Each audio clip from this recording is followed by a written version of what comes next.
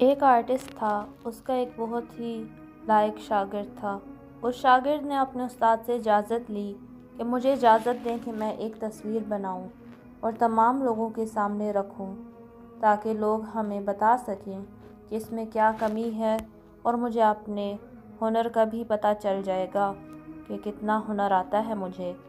چنانچہ استاد نے اجازت دے دی۔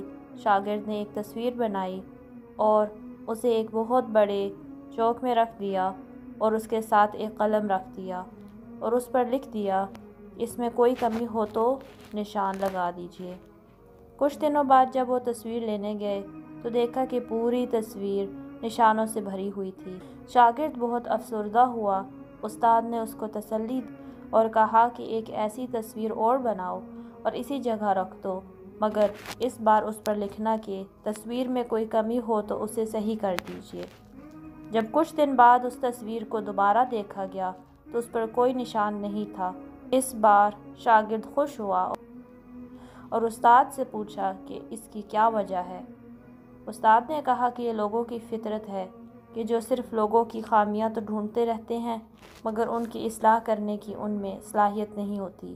دوسروں کے عیب تلاش مت کیجیے، اپنے عیبوں پر نظر ڈالیے، اپنی اصلاح کیجیے۔